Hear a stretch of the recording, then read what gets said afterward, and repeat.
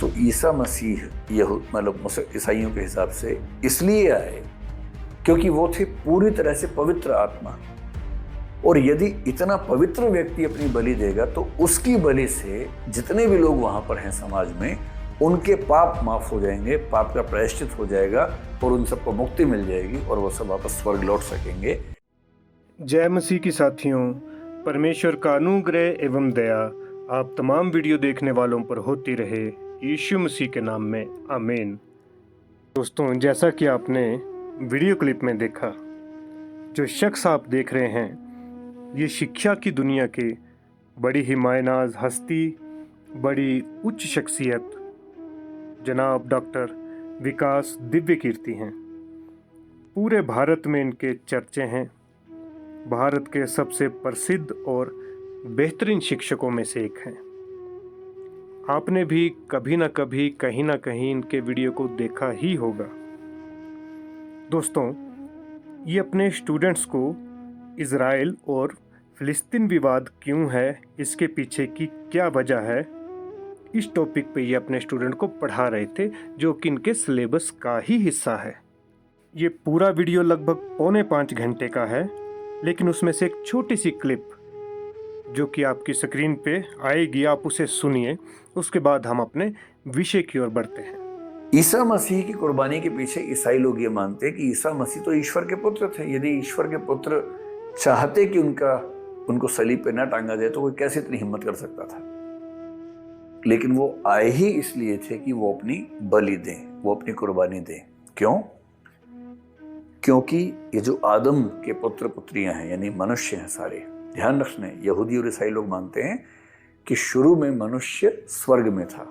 Adam या आदम जो पहला मनुष्य था और ईव या हव्वा जो पहली औरत थी, वो स्वर्ग में थे। ईश्वर ने उनसे कहा था कि वो स्वर्ग में रहें, धूमधाम से रहें, लेकिन कुछ चीजें करने से मना किया था कि ये मत करना, वर्जित फल मत चखना।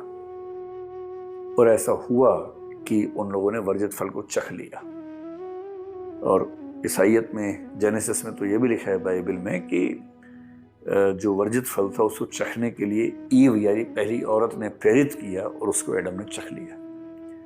ईश्वर को पता लगा, ईश्वर बहुत नाराज हुआ और ईश्वर ने गुस्से में दंड के रूप में दोनों को पृथ्वी पर भेजा और कहा कि जाओ और अपने पसीने से कमा के खाओ, इस दुनिया में रहकर स्ट्रगल करो।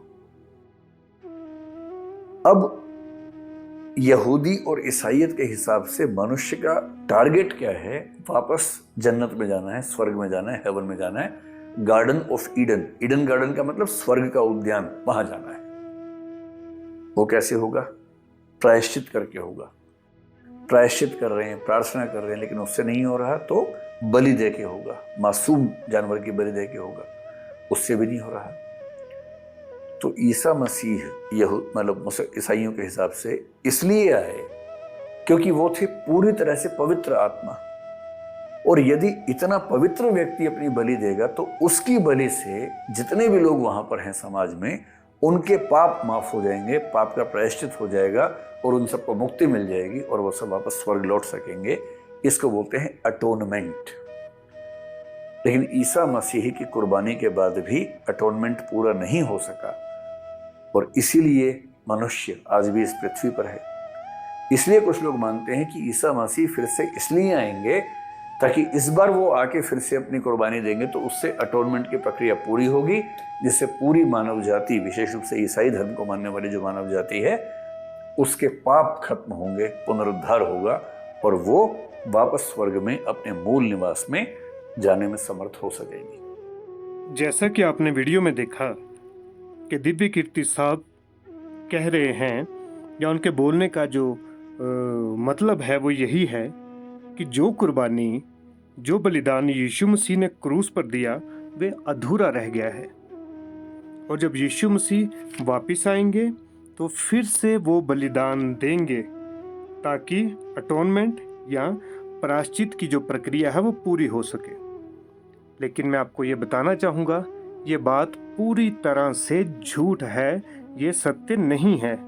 और ना ही ये बात मसीहत की बेसिक जो शिक्षा है उसके पैमानों पर भी खरी नहीं उतरती। बेसिक शिक्षा भी नहीं है ये बाइबल की या क्रिश्चियनिटी की। आप कह रहे हैं कि यीशु का बलिदान अधूरा है, वो सेकंड कमिंग में आएंगे या जब भी वो आएंगे, जैसा कि आप जानते हैं कि यीशु मसीह क्यों आएंगे, लेकिन दिव्य कीर्ति साहब नहीं जानते क्योंकि वो क्रिश्चियन नहीं हैं।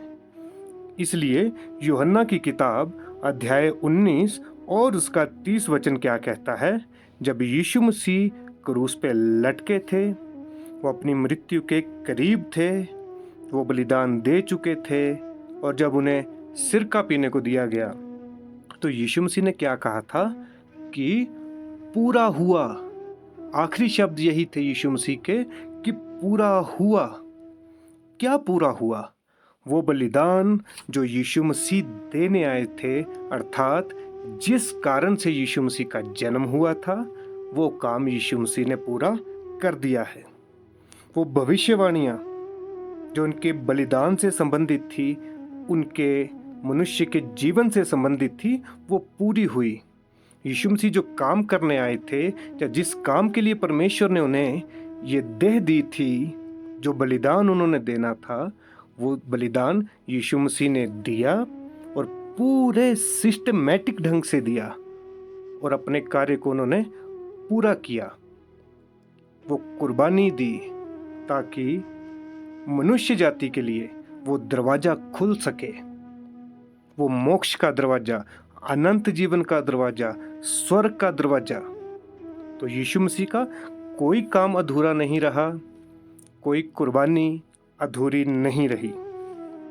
बलिदान अपने आप में पूरा है, पूर्ण है। अब हमें बलिदान की ज़रूरत नहीं रही। बलिदान यीशु मसीह ने स्वयं दे दिया। अब हमें सिर्फ उस पे विश्वास करना है, उसकी उस कुर्बानी पे विश्वास करना है। जैसा कि वचन हमें बताता है, यूहन्ना की किताब उसका अध्याय 3 और 16 वचन में लिखा है कि परमेश्वर ने जगत से ऐसा प्रेम किया कि उसने अपना इकलौता पुत्र दे दिया, ताकि जो कोई उस पर विश्वास करे वे नाश ना हो, परंतु अनंत जीवन पाए। अर्थात परमेश्वर के पुत्र पे विश्वास किया जाए। अब विश्वास से होगा, बलिदान से नहीं होगा। जिस पवित्र बलिदान की ज़रूरत थी, वो हमारे प्रभु यीशु मसीह ने हमारे पापों के बदले अपने प्राणों की आहुति दी, बलिदान दे दिया गया है। हमें सिर्फ विश्वास करना है, क्योंकि लिखा है कि मेरा धर्मी जन विश्वास से जीवित रहेगा। और बार बार बलिदान, इस विषय पे भी हम बात करेंगे। तो इब्रानियों की पत्री अध्याय 10 और उसका 10 वचन हमें बताता है, यहाँ लिखा है कि एक ही बार बलिदान चढ़ाए जाने से हम सब पवित्र किए गए हैं। एक ही बार, सिंगल टाइम, एक ही बार यीशु मसीह का बलिदान काफी है। और 10:18 इब्रानियों की पुस्तक अध्याय 10 और 18 वचन कहता है कि अब पाप के लिए बलिदान बाकी ना रहा। अब यीशु मसीह ने बलिदान दे दिया है। अब दोबारा वो बलिदान देने नहीं आएंगे, क्योंकि दिव्य कीर्ति साहब का मतलब है कि यहूदियों ने उन्हें मार डाला और वो काम अधूरा रह गया। ऐसा बिल्कुल नहीं है दिव्य कीर्ति साहब। आप बहुत ही रिस्पेक्टेड पर्सन हैं। जैसा कि मैंने कहा कि मैं पर्सनली भी आपको सुनता हूँ, और ये इज़राइल और फ़िलिस्तीन का जो विवाद है, इस विषय को जब मैं सीख रहा था, पढ़ रहा था, मुझे कोई IAS नहीं बनना है, लेकिन मुझे आपको सुनना अच्छा लगता है। इसलिए तो जब मैंने ये सुना तो दुख तो मुझे हुआ ही हुआ, लेकिन उससे ज़्यादा हैरानी भी हुई, क्योंकि ये मसीहत का जो बेसिक शिक्षा है वो भी नहीं है। और ये जितना मसीह लोगों के लिए, क्रिश्चियन कम्युनिटी के लिए घातक है, उतना ही आपके स्टूडेंट्स के लिए भी।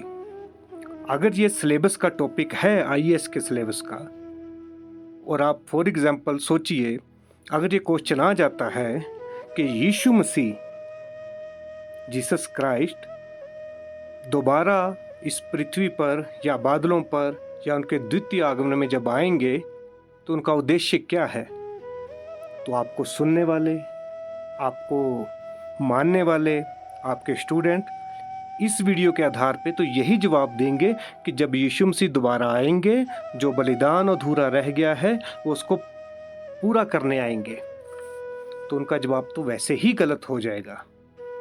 मसीह समाज भी आपको बहुत बड़ी तादाद में सुनता है, चाहे वो भारत के क्रिश्चियन हों, मैं अमेरिका के लोगों को भी जानता हूँ, यूके के लोगों को भी जानता हूँ, एक दो और देश के लोग भी हैं जो आपको सुनते हैं, और मैं भी सुनता हूँ, ऐसा नहीं है।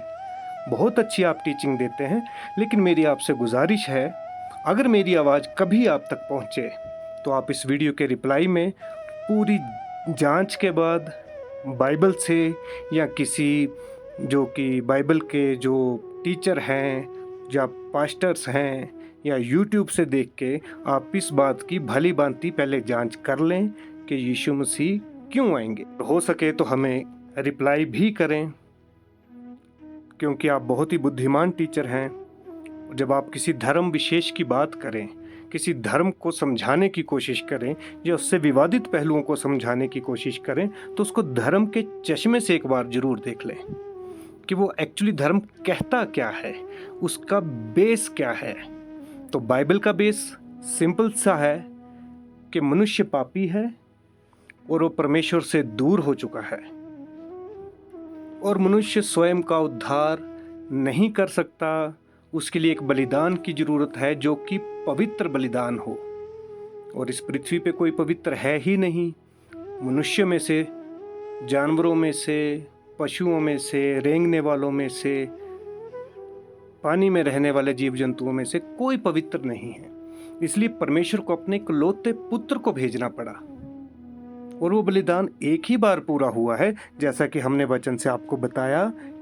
इब्रानियों की पुस्तक द बुक ऑफ हेब्रू अध्याय 10 उसका 10 वचन और 10 से 18 तक साफ साफ कहता है।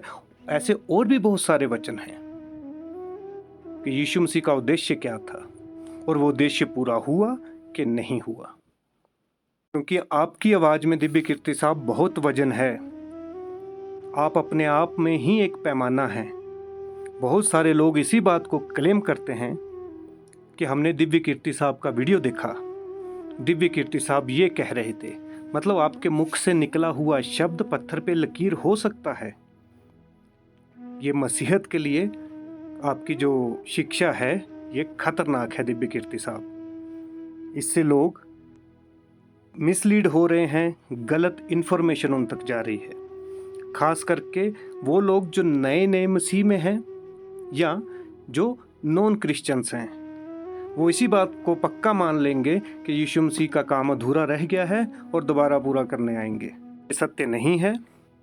और मेरी मसीह लोगों से भी विनती है कि चाहे कोई भी हो, बड़े से बड़ा पास्टर, बड़े से बड़ा प्रोफेट, बड़े से बड़ा टीचर, मंत्री, प्रधानमंत्री, चाहे कोई भी हो, आप एकदम से अंधाधुंध यकीन ना करें। कृपया मसीह इतिहास को समझें, बाइबल को समझें और हर एक बात को परखें। यहाँ तक कि अब मैं आपसे बात कर रहा हूँ, आप हमें भी परखें कि क्या वो बिब्लिकली है या नहीं है, या बाइबल से उसका मैच है या नहीं है। तो इस वीडियो का मतलब यही था कि जो मिस इन्फॉर्मेशन या जो गलत टीचिंग दिव्य कीर्ति साहब ने दी, मसीह लोग इसे सच ना माने, क्योंकि बाइबल में लिखा है कि अंत के दिनों में ऐसा होगा। लोग अपने कान की खुजली मिटाने के लिए अपने लिए बहुतेरे उपदेशक ढूंढ लेंगे, और मसीह लोग बाइबल नहीं पढ़ेंगे। ये लोगों की बातों पे यकीन करेंगे कि बोलने वाला कौन है। ये लिखा नहीं है, ये मैं वैसे बता रहा हूँ। तो आप अपने विवेकपूर्ण ढंग से बिल्कुल एक खोजबीन करके बाइबल के वचन से परखें, क्योंकि हमारे पास हमारा पवित्र शास्त्र, धर्मशास्त्र बाइबल है, और वो अपने आप में कंप्लीट बुक है। और यीशु मसीह आएंगे, ये बात बिल्कुल सत्य है। लेकिन क्यों आएंगे, ये बात शायद दिव्य कीर्ति साहब आप नहीं समझ पाए।